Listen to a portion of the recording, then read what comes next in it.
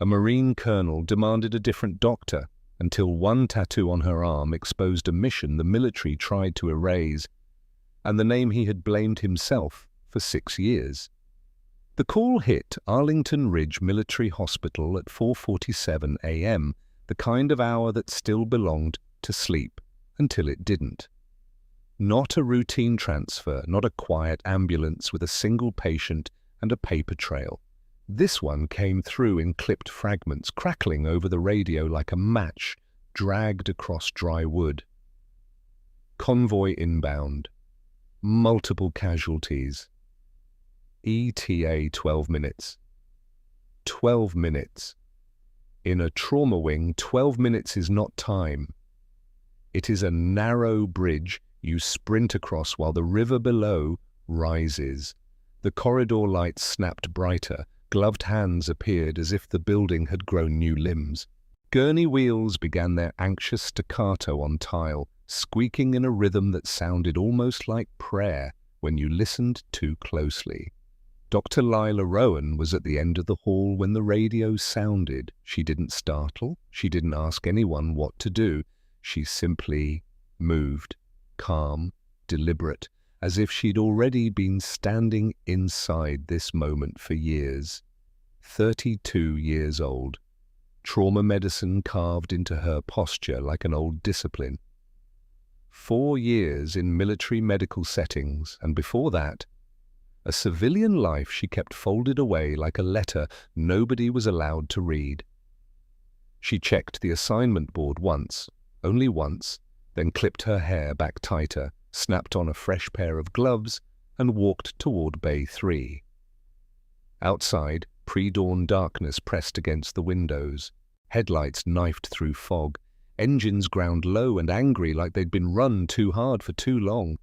The first Marines came in half walking, half supported, faces smeared with soot and fear. Manageable wounds first, shrapnel, fractured wrist, a head laceration bleeding dramatically but shallow enough to forgive. The room absorbed them with practiced speed. Then the doors opened again. And the air changed. Colonel Marcus Vale stepped into the trauma bay under his own power. He was broad-shouldered in the way men become after decades of carrying weight that isn't always physical. His left forearm was wrapped in field dressing soaked through twice. His mouth set in a hard line that refused to admit pain the way some men refuse to admit mercy. A corpsman moved to steady him. Vale shrugged the help off like an insult. Dr. Nathan Hale, this senior trauma physician on duty, came forward with that calm voice designed to keep rooms from unraveling. "Colonel, we're going to stabilize your arm. Imaging is ready." "Who's primary?" Vale cut in. His voice didn't rise. It didn't need to. Authority lived in it the way weather lives in thunder. Dr. Hale glanced at the board. Dr. Rowan. Lila was already 2 steps closer, tray of supplies balanced in her hands, expression steady, professional. Their eyes met for the briefest beat. Vale's gaze flicked over her, face, badge, hands, and something in his jaw tightened. "Get someone else," he said. The room didn't stop. People kept moving, kept working, kept pretending they hadn't heard the sentence.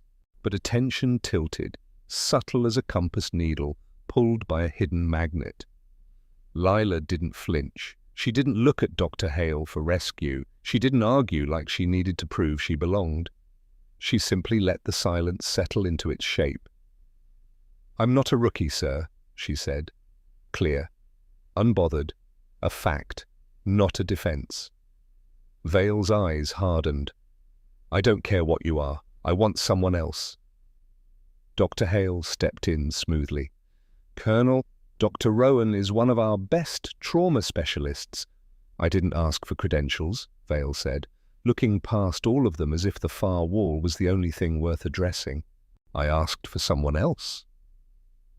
Across the bay, Corporal Jonah Pierce sat on a gurney with his shoulder bandaged, watching with the wide, uneasy focus of someone too young to have seen a decorated man behave small. He'd served under Vale 14 months. He'd watched the colonel make decisions that cut through chaos and land on what was right. This didn't look like that.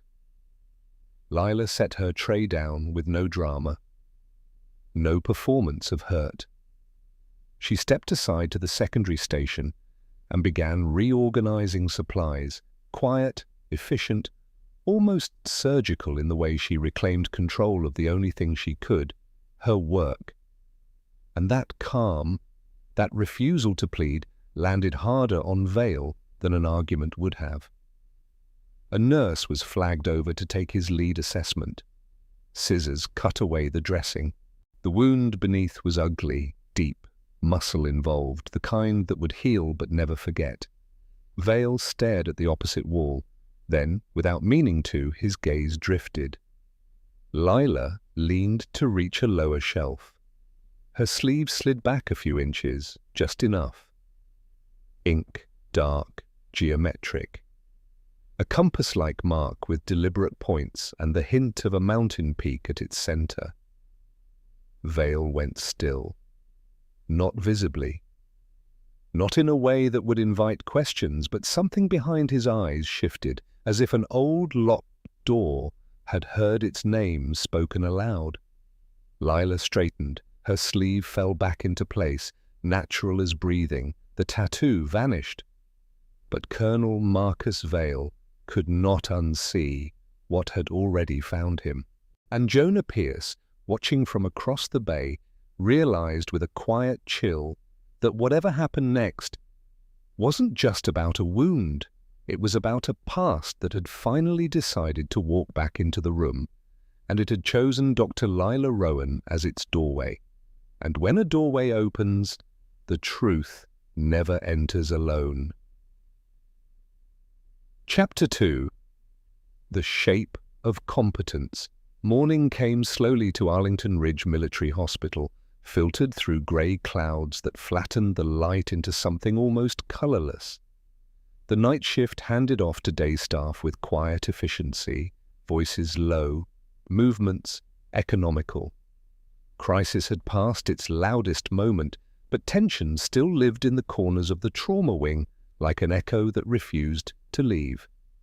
Dr. Lila Rowan moved through it without haste. She never rushed. Never. Even when everything around her did. Corporal Jonah Pierce watched her from the observation chair near the window, his injured shoulder held carefully against his chest. He had nothing much to do except wait for clearance and notice things other people overlooked. He noticed how Lila rarely spoke unless necessary, how she touched a patient's wrist before speaking, grounding them before asking questions, how she never raised her voice, yet people instinctively made room when she entered a space. Competence, he thought, wasn't loud. It moved like a shadow that knew exactly where the light would fall next. Across the hall, Colonel Marcus Vale had not slept. Anyone who passed his room between 5 and 7 could see it. The untouched breakfast tray, the unread briefing tablet resting against his good hand, the way his gaze kept drifting toward the door as if expecting something, or someone, to return. He told himself the tattoo had meant nothing. Symbols existed everywhere. Designs repeated. Memory played tricks, but the image stayed with him. 4 points, like a compass, a mountain line at the center. A mark worn only by men who had sat together in a cramped backroom years ago, inked with a promise that what they survived would never be spoken aloud. Vale flexed his fingers unconsciously. Beneath the sleeve of his jacket, hidden against the inside of his own forearm, the same mark rested like a quiet accusation. A knock came at his door. Dr. Nathan Hale stepped in, chart in hand. "Range of motion looks good for where you are," he said. "You'll need physical therapy tomorrow." Vale nodded once, barely listening. "How long has Rowan been here?" he asked. Hale blinked, mildly surprised by the shift. 8 months. Came in with a strong record from civilian trauma units. Adapted fast. Vale absorbed that. Before that? Some attached service work, Hale said carefully. Not all of it's public record. Vale's jaw tightened. I figured. Down the hall, Lila was guiding a patient through a breathing exercise, her voice steady and unhurried. You're safe here, she told the young sergeant, pressing a gauze pad gently into place. Slow breath in, hold, let it go. The man obeyed without argument, shoulders dropping as if her words carried more weight than reassurance alone. Jonah watched, curiosity deepening into something like respect.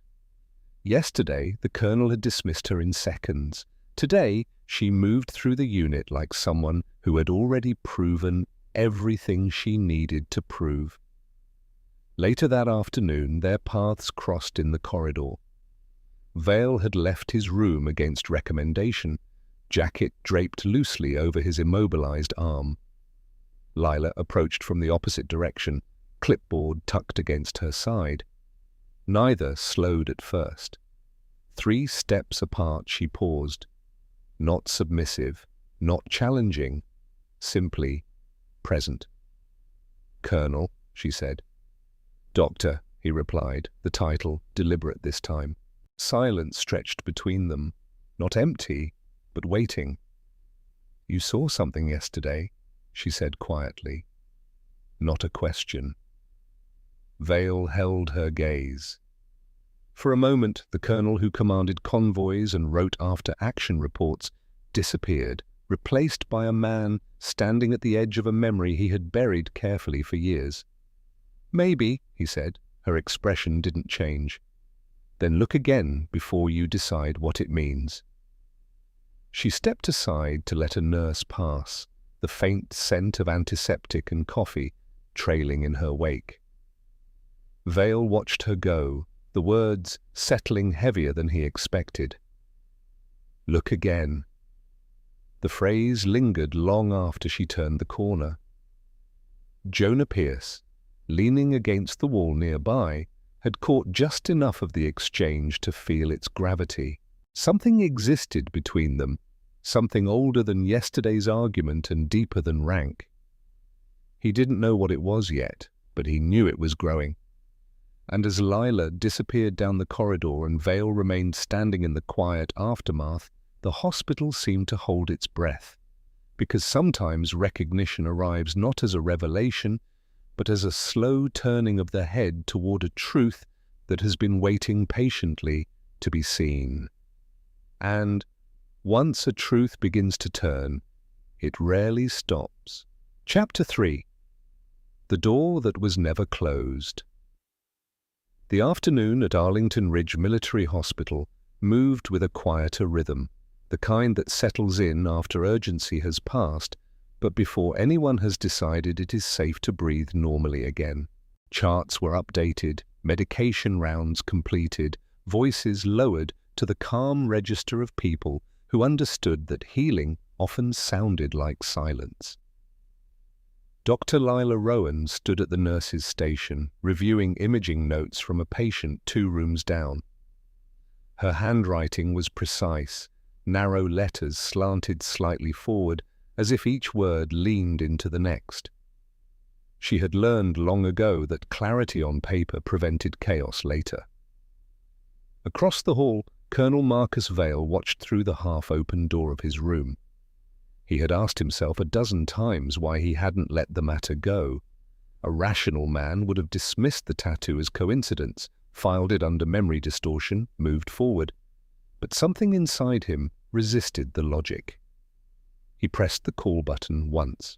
When Lila entered a few minutes later, she carried nothing with her. No chart, no tray, just a quiet readiness that filled the space more than any equipment could. "You asked to see me, Colonel?" Her tone was neutral, professional, a line drawn carefully between past and present. "Close the door," Vale said. She did, without hesitation. For a moment neither of them spoke. The ventilation system hummed softly overhead.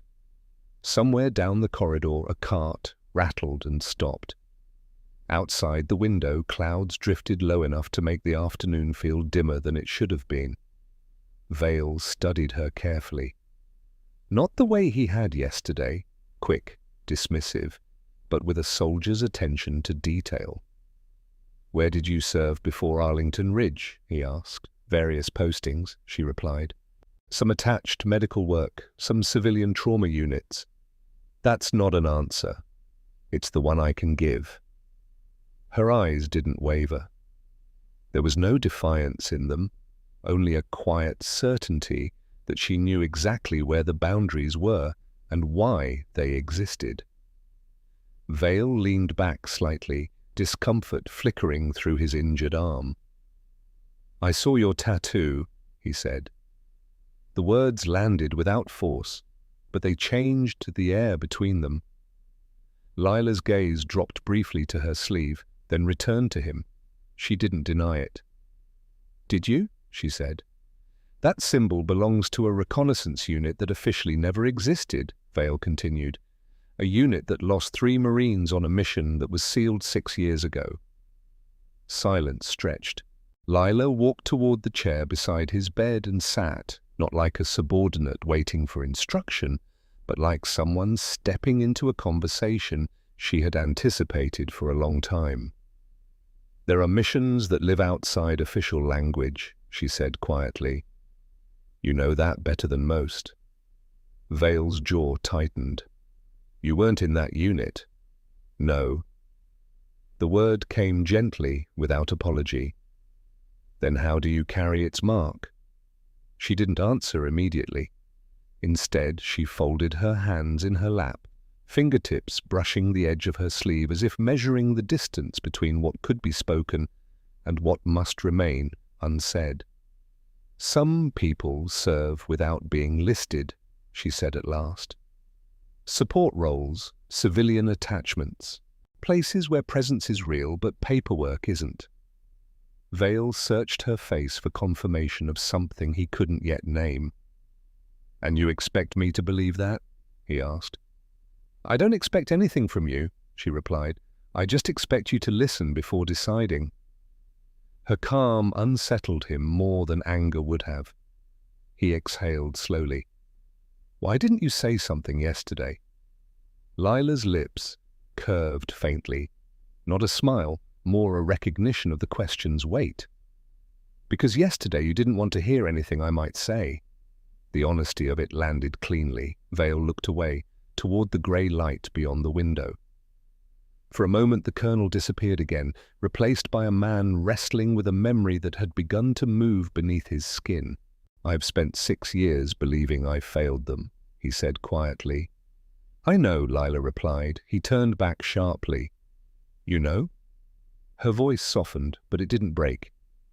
"Military stories travel in strange ways, Colonel, especially the ones that aren't supposed to exist." He opened his mouth to ask more, but stopped. Something in her expression told him she would not reveal everything today. Not because she was hiding, but because some truths arrived in layers, and forcing them open too quickly only broke what they were meant to heal. After a long moment, she stood. "You should rest," she said.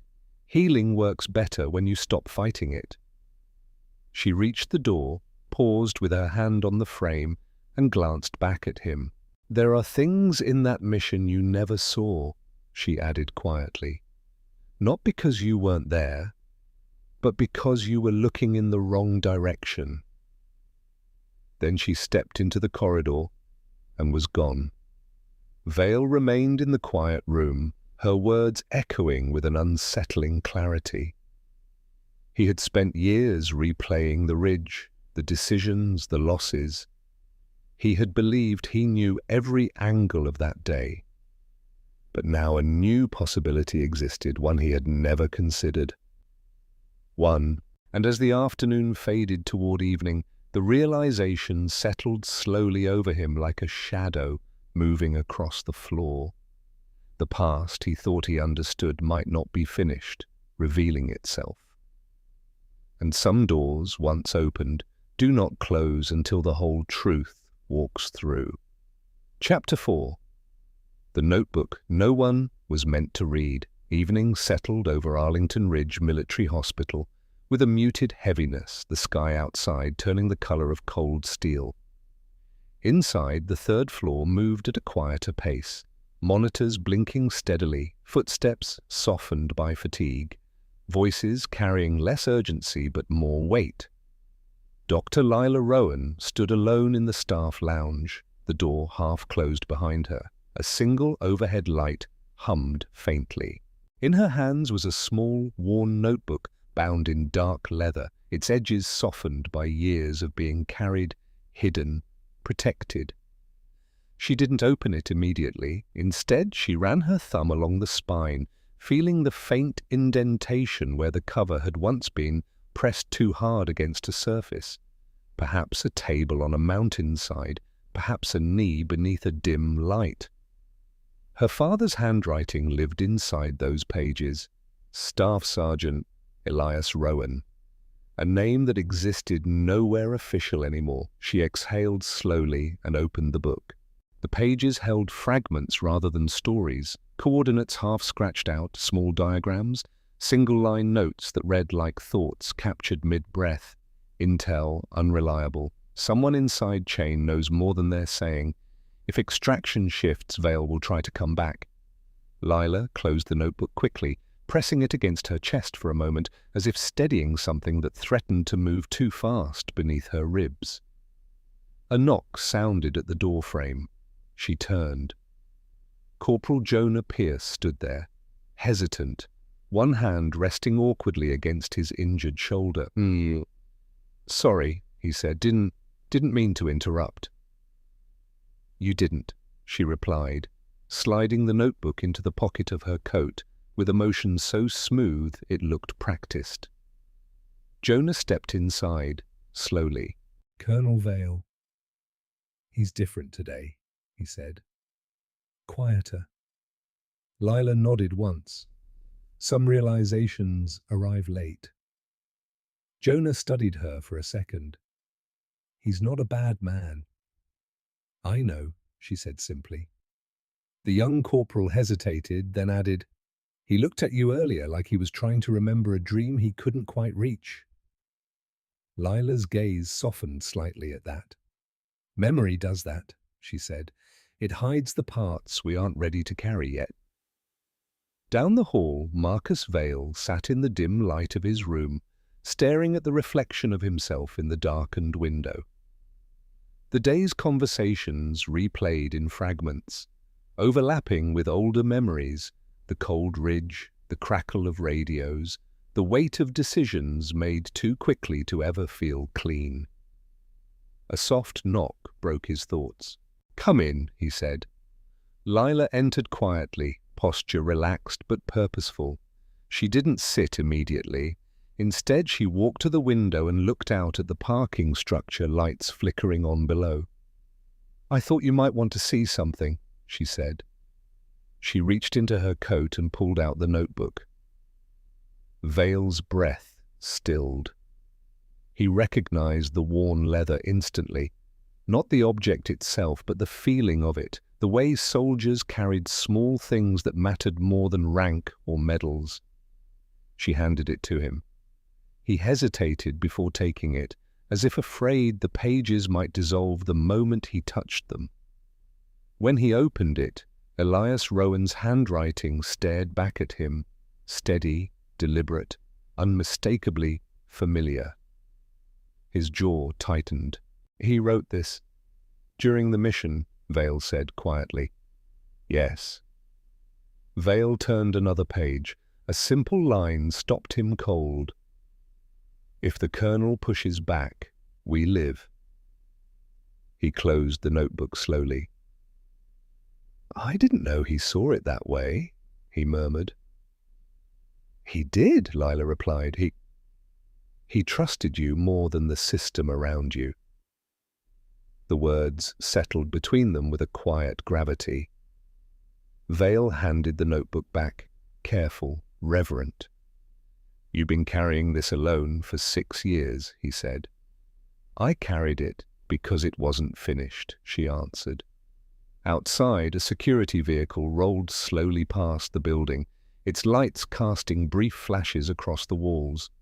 Lila noticed first, her attention sharpening instinctively. "There's a briefing tonight," she said. Sergeant Rourke thinks the threat assessment might escalate, Vale nodded. Then this isn't just about memory anymore. No, she agreed softly. It never was. For a moment they stood side by side at the window, two people bound by a story neither of them had chosen, watching the reflection of hospital lights shimmer across the glass. Vale felt something shift inside him. Not relief, not yet, but the first fragile crack in a belief he had carried too long. And as Lila slipped the notebook back into her coat and turned toward the door, the air between them felt different, less like an argument waiting to happen, more like a question beginning to form. And questions, once spoken aloud, have a way of drawing danger closer before they reveal the answers. Chapter 5. Locked Doors and Quiet Calculations. The hospital changed its rhythm before anyone announced that it had. It wasn't panic. Arlington Ridge Military Hospital was too practiced for that. Instead, it was a tightening. Doors that were usually left open now closed softly. Voices lowered even further, footsteps turning more deliberate as if every person walking the corridor had suddenly become aware of unseen eyes. Sergeant Caleb Rourke arrived just after dusk. He carried himself with the contained efficiency of someone who trusted preparation more than reassurance. Tablet in hand, he moved through the third floor, noting exits, checking cameras, watching how staff reacted rather than what they said. Dr. Lila Rowan met him at the nurses' station with a written summary already prepared. Room reassignments, restricted visitor access, staff pairing adjustments. Rourke scanned the page once, then looked up at her. "You implemented half my protocol before I stepped off the elevator," he said. "I've seen similar patterns before," she replied. No pride in her voice, only fact. He nodded slowly, filing something away behind his steady gaze. "We're treating this as credible," he added. "Not immediate violence, but reconnaissance is likely." Colonel Marcus Vale stood several feet away, leaning against the counter with his injured arm supported. He watched the exchange without interrupting, the old instinct to command held in check by a newer awareness that this was not his battlefield. Yet. Lila moved through the ward with quiet authority, shifting two patients connected to the convoy into interior rooms away from the windows. She didn't explain her reasoning out loud. She didn't need to. Staff followed her lead with the ease reserved for someone whose judgment had already proven itself under pressure. Corporal Jonah Pierce watched it all from the observation lounge. He had started to recognize patterns in the way Lila worked. She didn't react to danger when it arrived. She prepared for it long before anyone else felt its presence. As evening deepened, he wandered slowly toward the stairwell, restless from inactivity. That was when he saw him. A man he didn't recognize, not a patient, not staff, not a visitor, carrying flowers or coffee. The stranger stood near the records corridor on the second floor, posture too purposeful, eyes scanning doors rather than signs.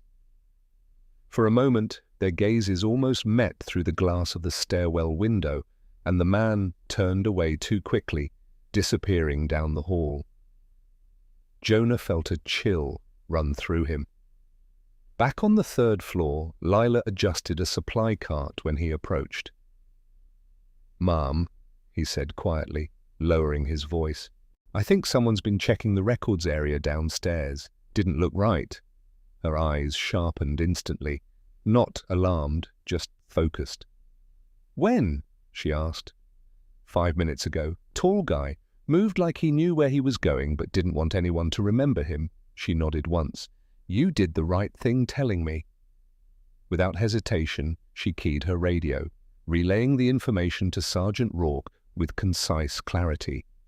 Vale watched her as she spoke, noticing the way her tone shifted subtly, no longer just medical but tactical. Rourke's voice crackled back. "We'll pull corridor footage. Keep your floor sealed." Lila set the radio down, and for a brief moment her gaze met Vale's. He understood immediately. "This isn't random," he said quietly. "No," she replied. "They're not looking for people. They're looking for history."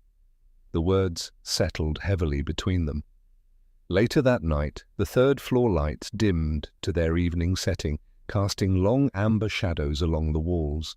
Staff moved in pairs now, a silent agreement replacing formal orders. Even the machines seemed to hum more softly, as if listening. Vale walked slowly down the corridor beside Lila, checking door locks with his good hand while she verified patient charts. "You anticipated this," he said. "I learned a long time ago that danger rarely arrives unannounced," she answered. They reached the end of the hall where the windows overlooked the dark parking lot. For a moment they stood there, watching security vehicles circle slowly below. Vale felt something unfamiliar settle in his chest, not command, not regret, but trust forming in quiet increments. Somewhere beneath the building, a door closed with a heavy metallic sound. And though the hospital remained outwardly calm, both of them sensed that whatever had come searching through the records corridor had not finished its work. Because the first time danger knocks softly, it is only measuring the strength of the lock before it tries again. Chapter 6. The night the lights turned amber. The alarm did not begin loudly. It started as 3 short pulses, sharp, precise, followed by a steady tone that vibrated through the walls like a low heartbeat. Arlington Ridge Military Hospital shifted instantly. Overhead lights dimmed into amber emergency mode, bathing the corridors in a color that felt less like safety and more like warning. Dr. Lila Rowan was already moving before the second pulse finished. Her hands reached for the floor radio without hesitation. "Third floor initiating lockdown protocol," she said, voice level, each word placed carefully so it would travel cleanly through the noise. Doors closed one by one along the hall. Nurses guided patients inward, away from windows. Curtains slid shut. The air thickened with concentration rather than panic. Colonel Marcus Vale stepped out of his room, jacket half-buttoned, ignoring the quiet protest of his injured arm. For a second he stood still, reading the room the way he once read terrain maps, searching for lines of movement, possible weaknesses, unseen angles. Lila glanced at him briefly. "You're supposed to stay inside." "I know, Dan," he said. I'm not good at that." She didn't argue. Instead, she shifted slightly to make space beside her, an unspoken acknowledgement that he understood how to hold a line. Sergeant Caleb Rourke's voice crackled over the radio. "Confirm breach at East Service Corridor. Multiple individuals, armed, moving toward interior stairwell. All floors maintain lockdown." The words fell like cold rain. Vale's gaze moved toward the far end of the hallway. "They know the building?" "Yes," Lila replied quietly. "They're testing routes." They moved together down the corridor, checking each door. Vale secured the handles with his good hand, while Lila verified patient status inside, an unspoken rhythm forming between them, precise and efficient. Corporal Jonah Pierce appeared near the nurses' station, face pale but steady. "What do I do?" he asked. Vale answered first. "Stay central. Watch both ends of the hall. Report anything unusual. No heroics." "Yes, sir." Jonah nodded, positioning himself where he could see the stairwell door without exposing himself to the windows. Minutes passed. The building was not silent. Alarms never create silence. They create a different kind of noise, one that hides smaller sounds. But Lila had learned to listen beneath the surface. She heard it first. Footsteps, light, controlled, just beyond the south stairwell door. Her hand lifted instinctively, signaling Vale to pause. She pressed her ear closer to the metal, breath slowing. A faint movement at the handle. Not a push, just a test. Someone on the other side measuring resistance. "Rourke," she whispered into the radio. Movement at south stairwell, single individual, maybe more behind. "Hold position," came the reply. "MP's redirecting." The handle shifted once more, then stilled. A pause followed, long enough to feel intentional. Then the footsteps retreated. Lila exhaled quietly, shoulders lowering a fraction. Vale watched her, struck by how calm she remained, even as danger brushed close enough to touch. "They're probing," he murmured, "learning what holds." "Exactly," she said. Across the hall, Jonah released a breath he didn't realize he'd been holding. A nurse sank briefly into a chair, eyes closed for 2 seconds before rising again to continue her rounds. The hospital endured the moment the way trained people endure storms, by focusing on the next task instead of the fear beneath it. 12 minutes later, Rourke's voice returned over the radio, edged with restrained relief. Intruders withdrawing through East Loading Bay, 2 detained, threat level downgraded, but remain sealed until sweep complete. The tension in the corridor eased, not disappearing, but loosening enough to let movement return. Vale walked the length of the hall one more time, checking each door. When he reached Lila near the window, he paused. "You knew they wouldn't come in fully," he said. "They weren't ready," she answered. "Tonight wasn't the real attempt." Her eyes reflected the amber light, steady and unreadable. Outside, security vehicles circled slowly, red and blue flashes sliding across the glass, like restless ghosts. Inside, staff resumed quiet motion, the hospital breathing again, but differently now, aware that something had crossed its threshold, even if it had not stayed. Vale felt it too, the certainty that whatever had just happened was only the opening move in a larger game. And as the emergency lights continued to glow, Lila's gaze drifted toward the dark stairwell door, her instincts already reaching forward into a future that had not yet arrived. Because when danger retreats without fighting, it is rarely surrender, it is preparation. Chapter 7. The Man Who Wrote the Story. Morning arrived without ceremony. The amber emergency lights faded back to white, but the hospital did not return to normal. Something invisible lingered in the corridors, a quiet awareness that the night had not ended anything, it had only revealed the shape of what was coming. 3 investigators entered Arlington Ridge Military Hospital at 8:12 a.m. They did not move like visitors, they moved like gravity had shifted around them. 2 wore dark civilian jackets, expressions unreadable. The third, Agent Victor Kane, carried a thin tablet instead of a badge displayed openly. His presence flattened conversation wherever he passed. Dr. Lila Rowan was the first to be called into the conference room on the 2nd floor. She sat across from Kane with calm posture, hands folded loosely in her lap. The notebook remained tucked inside her coat, its weight familiar against her side. "You were present during the lockdown," Kane began, "and you've had prior connections to the reconnaissance unit referenced in the breach report." "I have," she said. His eyes flickered briefly to the sleeve covering her forearm, then back to her face. "We're interested in anything that might explain why your floor was targeted." Lila paused. "Lila, not to hide anything, but to choose her words with care.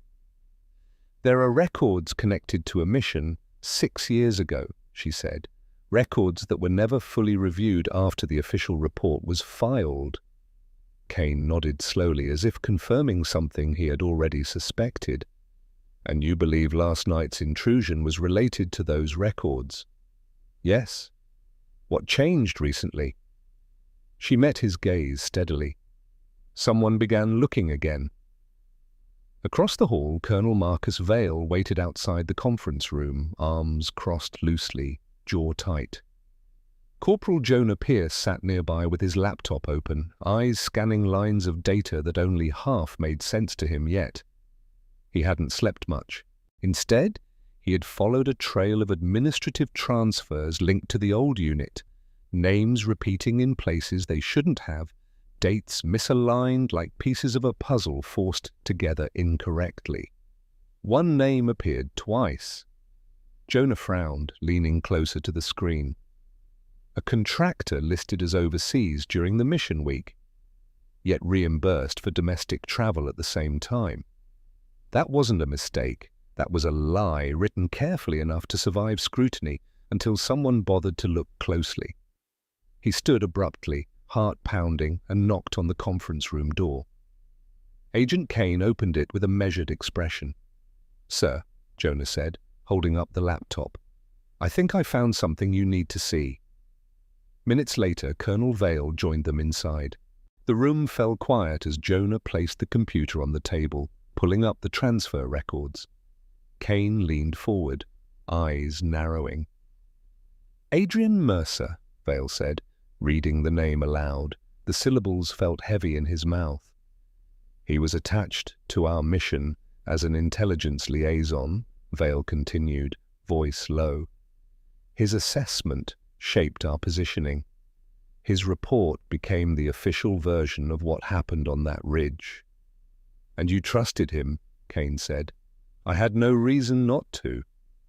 Lila watched Vale closely as the realization settled across his face. It wasn't anger that appeared first, it was relief, fragile and dangerous, because if Mercer had falsified intelligence, then the failure Vale had carried for 6 years had never truly belonged to him.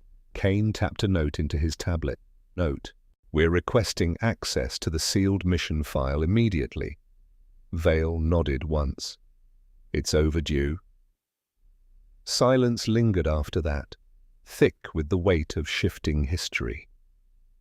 Lila's hand rested lightly against her coat pocket, fingers brushing the notebook inside.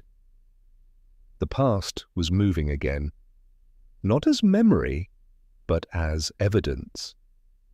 When the meeting ended, she stepped into the corridor beside Vale. "You were right," he said quietly. "Someone wrote the story we've all been living with." "Yes," she replied, "and now it's starting to rewrite itself." Outside the window, grey clouds broke just enough to let a thin line of sunlight fall across the hospital grounds. It looked fragile, temporary, but real. Jonah lingered behind them, watching the two figures walk side by side down the hall, understanding that something larger than any single person was unfolding. And as Agent Kane's team began reopening files long buried beneath layers of classification, the hospital seemed to hold its breath again, because exposing the name behind a lie is never the end of danger. It is the moment the real adversary realizes they have finally been seen. Chapter 8. The battle no one could see. Night settled over Arlington Ridge Military Hospital with deceptive calm. The corridors were quieter than usual, lights dimmed to their evening glow, the steady rhythm of monitors replacing the urgency of earlier hours. To anyone passing through, the building looked ordinary again. Patients resting, nurses charting, the world narrowing back into routines that felt safe. But Colonel Marcus Vale knew better. He stood at the nurses' station beside Dr. Lila Rowan, watching the bank of computer screens reflect pale blue light across the counter. Agent Victor Kane's warning echoed in his thoughts. There will be another attempt.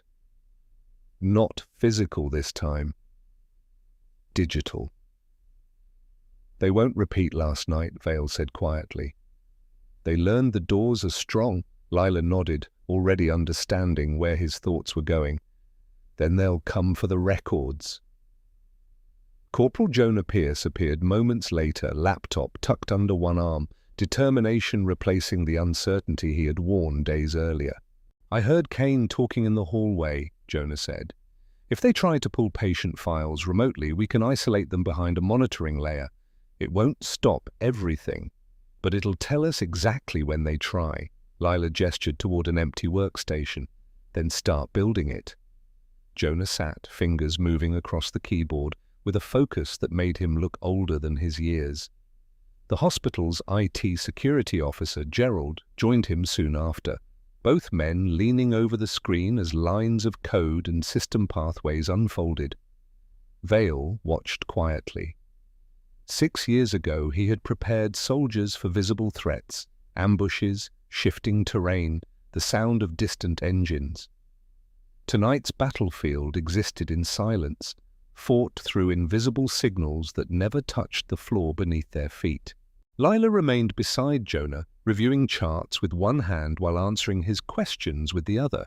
Her calm steadied the space around them, as if she carried a quiet gravity that prevented fear from gaining momentum. By 9:30 p.m. the system was ready. Every file connected to the reconnaissance unit, patient charts, personnel logs, archived notes, sat behind an additional layer of protection, not hidden, but watched. Now we wait, Jonah said, leaning back slightly. Waiting, Vale knew, was often the hardest part of any operation. Time stretched, nurses passed with coffee cups, a patient laughed softly down the hall, unaware that a different kind of battle hovered over the building like an unseen storm. Then, at 10:14, the alert sounded, not an alarm this time. Just a sharp, precise chime from Jonah's laptop. He froze. "They're in," he said. On the screen, an external query attempted to access 4 specific files. The same convoy patients, the same administrative records tied to the old mission. Gerald's fingers flew over the keys. Access denied. They hit a dead path. Jonah's voice stayed steady, though his pulse hammered in his throat. Trace the route. A map of proxy servers appeared, lines branching and reconnecting like veins beneath the skin of the network. One final location resolved, a private security contractor linked to Adrian Mercer. Vale felt the confirmation settle into his chest with a strange mixture of anger and release. "They're trying to erase the chain of evidence," he murmured. Lila stepped closer, her eyes reflecting the glow of the monitor. "They won't succeed." Minutes later, Agent Kane's voice crackled through the phone at the station. "We have the IP trace," he said. "Local authorities are moving now. Stay secured." The tension in the room shifted, not gone, but redirected towards something outside their walls. For the first time since the lockdown, Vale allowed himself to exhale fully. Jonah leaned back, exhaustion and pride mixing in equal measure. "They thought no one would be watching." "They underestimated you," Lila said gently. Outside the windows, the night remained still, the parking lot lights casting long shadows across the pavement. Inside, the hospital continued its quiet work, unaware that an unseen attack had just been turned away. Vale looked at Lila, then at Jonah, recognizing the shape of a team formed not by rank, but by shared purpose. And as the alert screen faded back to its steady glow, a deeper realization settled among them. That battles fought in silence can change the course of truth just as surely as those fought with weapons. And once the first move fails, the people behind it rarely stop until everything they fear has been erased. Chapter 9.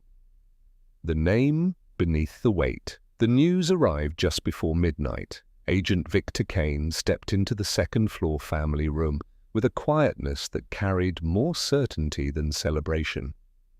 Colonel Marcus Vale sat at the small table near the window, jacket draped over the back of his chair, eyes tracing the reflection of hospital lights across the glass. He didn't look up immediately. Soldiers learned to recognize the tone of footsteps long before the words that followed. "They've been taken into custody," Kane said. Vale turned slowly. "Mercer?" Kane nodded. "Adrian Mercer and 2 associates. Local authorities intercepted them at a server site 40 minutes from here. Internal access facilitator confirmed as well." The words landed without fanfare, but something inside Vale shifted, like a heavy door finally unlocking after years of pressure. He exhaled slowly, shoulders easing for the first time since the convoy arrived. 6 years, he murmured. Kane studied him for a moment, then left him alone with the quiet. A few minutes later, Dr. Lila Rowan stepped into the room. She didn't ask what had happened. She could read it in the way Vale sat, less rigid, less braced against an invisible storm. "It's done," he said softly. "For now," she replied, taking the chair across from him.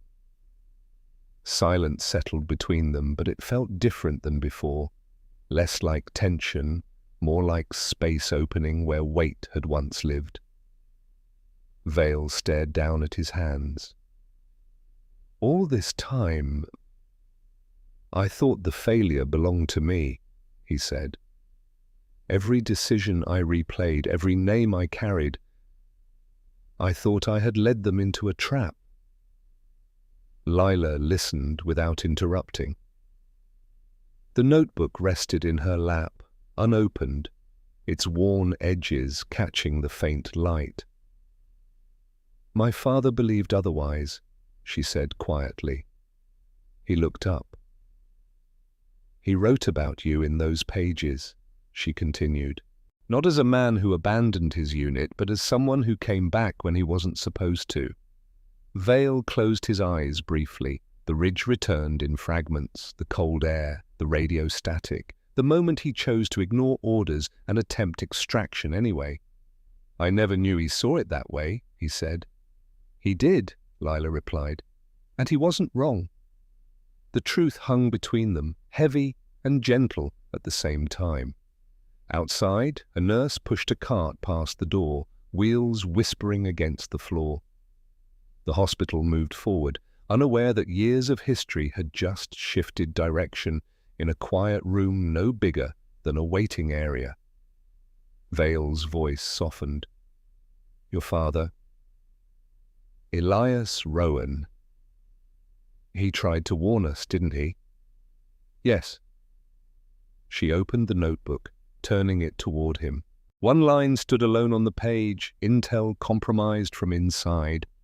Vale read it slowly, letting the words settle into the places guilt had once occupied. "Mercer wrote the story we all lived with," he said. "He buried the truth where it couldn't reach anyone who mattered." "And now it's being uncovered," Lila replied. He nodded once, a small movement carrying more relief than any speech could. They sat together in silence for a while longer, the quiet no longer heavy. It felt like the aftermath of a storm, air clear, ground still damp, the world holding its breath as it decided what came next. Down the hall, Corporal Jonah Pierce leaned against the wall near the nurses' station, replaying the night's events in his mind. He had seen fear before, but he had also seen what happened when people chose to face it instead of hide. The hospital felt different now, as if a tension woven into its walls had finally loosened. Back in the family room, Lila closed the notebook gently. "There's still a panel review," she said. "The mission file will be reopened. Nothing changes what happened on that mountain, but the story will finally belong to the right people. Vale met her gaze. That matters more than you know. She stood, slipping the notebook back into her coat. For a moment, neither of them moved, the silence carrying an unspoken understanding that what they had just shared was not an ending, but a turning point. Outside the window, the first hint of dawn began to press against the horizon, pale and fragile. Vale felt the weight inside him shift again, not disappearing, but settling into a place that felt honest for the first time in years. And as Lila reached the doorway and paused briefly before leaving, he realized that the hardest battles were never about clearing one's name. They were about learning how to carry the truth once it finally chose to stay. Chapter 10. The Names That Remain. Morning arrived gently at Arlington Ridge Military Hospital, carrying a quiet kind of clarity that felt earned rather than given. The storm that had lived in the corridors for days had softened into something quieter, like the last echo of thunder fading into distance. Outside, the courtyard had been prepared with simple care. No banners, no grand ceremony, just a small semicircle of chairs beneath a pale sky, a folded flag resting on a wooden stand, and a framed photograph of 3 Marines whose names had finally been spoken without hesitation. Colonel Marcus Vale stood near the edge of the gathering, dress uniform pressed sharply despite the bandage still hidden beneath his sleeve. For the first time in years, the weight he carried felt balanced, not gone, but shared by truth instead of silence. Dr. Lila Rowan arrived quietly, her steps measured as always. She wore her white coat over dark civilian clothes, the notebook tucked safely inside its pocket. She didn't stand at the center of the group. She chose a place slightly behind, where she could see everything without being the focus. Agent Victor Kane approached Vale, handing him a thin folder. "The review board approved it this morning," he said. "Mission classification amended. Elias Rowan's actions formally recognized as protective service, not insubordination." Vale opened the folder slowly, reading the official language that rewrote a chapter of history long buried beneath incomplete reports. "It's not enough," he murmured. Kane's expression softened. "It's a beginning." The ceremony began without announcement. A chaplain spoke briefly, voice low and steady. Names were read, each syllable allowed to settle into the air instead of being rushed past.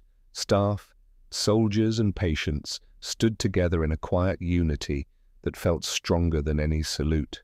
When it was Vale's turn to speak, he stepped forward, gaze moving across the small crowd before resting briefly on Lila.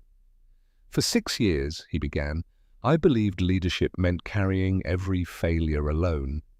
Today I understand that leadership also means allowing truth to correct the stories we tell ourselves." He paused, the words coming slower but clearer than any speech he had given before. Staff Sergeant Elias Rowan did not fall because he failed. He fell protecting people who needed time to see what he already understood, that integrity is not loud, but it endures. A quiet wind moved through the courtyard, lifting the edges of the flag. Lila lowered her eyes for a moment, fingers brushing the notebook inside her coat. She had imagined this day many times, but reality felt softer than expectation, less like victory, more like release. After the ceremony, people dispersed slowly, conversations gentle and reflective. Sergeant Caleb Rourke spoke with Agent Kane about new procedural reviews, discussing a program that would allow independent oversight of classified mission reports, an effort born from everything that had happened inside the hospital's walls. Vale approached Lila near the garden path. "It won't change the past," he said. "No," she replied, "but it changes what the past becomes." He nodded, understanding the difference. I'm stepping back from active command for a while, he added quietly. They've asked me to help design a new support initiative for families whose service records were mishandled. A faint smile touched her lips. That sounds like something my father would have respected. Vale hesitated, then offered a hand, not as a superior, not as a man seeking forgiveness, but simply as someone acknowledging a shared journey. She took it. Around them, the hospital resumed its rhythm, nurses returning to rounds, patients laughing softly, life continuing in the ordinary ways that make healing possible. As the sun lifted higher, its light warmed the courtyard, turning the steel-grey morning into something brighter. Lila stood quietly for a moment longer, watching the framed photograph, letting the silence settle into peace rather than absence. She reached into her coat and removed the notebook one last time, opening it to the first page. If the truth survives long enough, her father had written, it finds the people meant to carry it forward. She closed the cover gently. The past had not disappeared. It never would. But it no longer felt unfinished. And as Lila turned back toward the hospital doors, stepping into the steady movement of another day, she understood that stories do not end when justice arrives. They begin again in the lives shaped by it. Because some legacies are not meant to close like a book, but to continue quietly wherever courage chooses to remain.